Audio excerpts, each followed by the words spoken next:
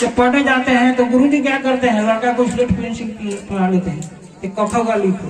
लेकिन वही जब लड़का बड़ा हो जाता है तो क्या होता है कि बैठ के टीचर का लेक्चर सुनता है, उसको ना स्लेट की जरूरत पड़ती है ना पेंसिल की जरूरत पड़ती है।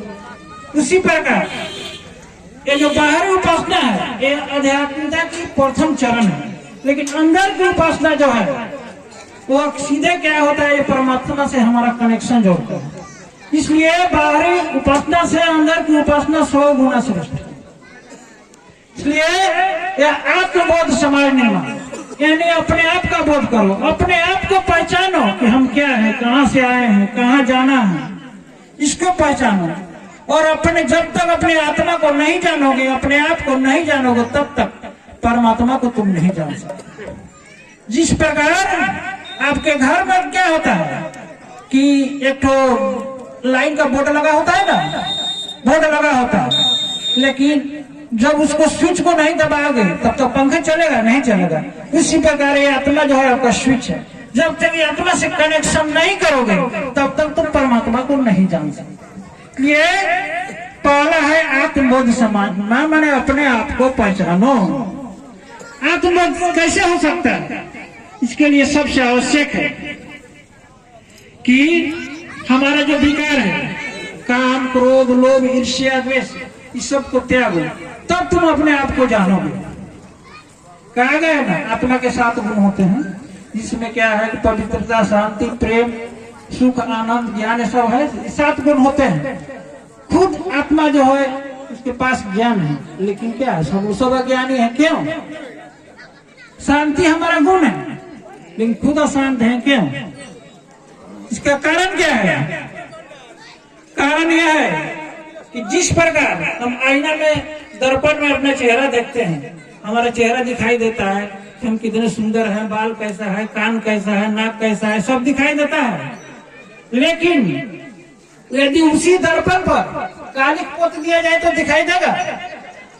नहीं दिखाई देगा। अगर करिखा पोत दिया जाए दर्पण पर तो चेहरा दिखाई देगा? नहीं देखा जाएगा। तो हमारे प्रत्येक आदमी के हृदय में भी कालिक पोता हुआ है। वह कालिक क्या है? काम क्रोध लोभ ईर्ष्या द्वेष कालिक है जो हमारे असली स्वरूप को ढक लिया है। हम देख नहीं पाते हैं कि हमारा असली स्वरूप क्या है। शांति खोजने के लिए हम कुंभ में जा रहे हैं, स्नान करने जा, स्नान करेंगे और शांति मिल जाएगी, हमारा तरण हो जाएगा। कुछ नहीं होगा। अपने आप को सुधारो, माता पिता को सेवा करो, काम क्रोध लोभ ईर्ष्या द्वेष को त्यागो, तब जाकर तुम्हें शांति मिलेगी। नहीं तो गलत काम करोगे, पाप करोगे, दुष्कर्म करोगे, माता पिता को सताओगे और जाकर कुंभ नहाओगे तो तरण नहीं होगा। सबसे पहले अपने आप को सुधारो। इसलिए यदि शांति चाहते हो, अपने आप को सुधारना चाहते हो, तो अपने अंदर का जो विकार है काम क्रोध लोभ ईर्ष्या द्वेष, इसको त्यागो, तब जो है तेरी आत्मा जागृत होगी।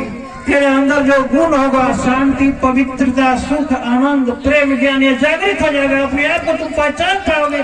जब तुम अपने आप को पहचानोगे तभी तुम परमात्मा के साथ तेरा कनेक्शन जुड़ पाओगे।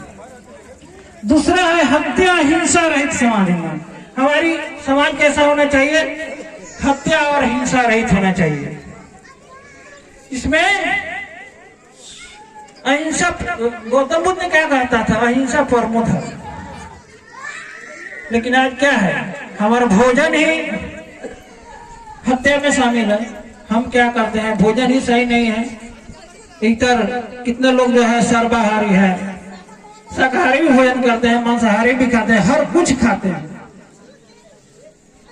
तो जब भोजन सही नहीं रहेगा, जैसा हो अन्न वैसा हो मरना, जैसे पियो पानी वैसी हो बानी। भोजन आपका सही नहीं रहेगा तो आपके अंदर का कभी भी जो है स्वच्छता नहीं है। एक बार की बात है कि गुरु नानक देव जी किसी गांव में गए थे सत्संग करने।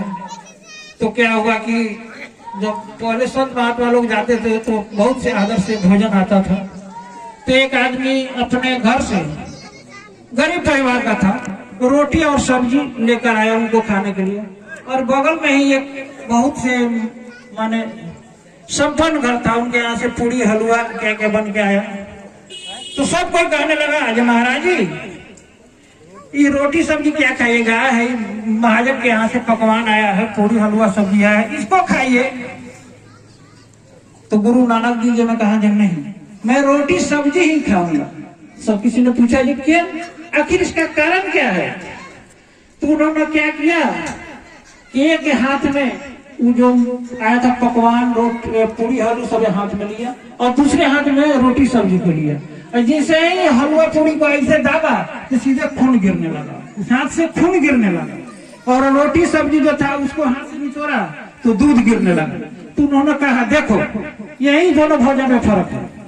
ये जो अमीर जो है ये भोजन बनाया है, हलवा पूरी मिष्ठान जो कुछ भी बनाया है, गरीबों का खून चूस कर कमाया हुआ पाप का धन है, और उस धन से यह बना के लाया है, इसलिए इसको इसके हाथ से इसे खून गिर रहा है। और रोटी सब्जी जो बना के लाया है वो परिश्रम का है, उन्होंने दिन रात परिश्रम करके मेहनत से मजदूरी करके कमाया हुआ धन है, इसलिए दूध गिर रहा है। तो मैं यह भोजन कदापि नहीं खाऊंगा। इसलिए आप लोग भी ध्यान दीजिए, जहां से भोजन मिले, भले रोटी चोखा ही क्यों नहीं मिले, लेकिन शाकाहारी हो, शुद्ध हो और ईमानदारी से कमाया हुआ धन हो तो उसी को भोजन कीजिए। लेकिन पाप से कमाया हुआ धन करोड़ों अरबों मिले उसको ग्रहण मत करो।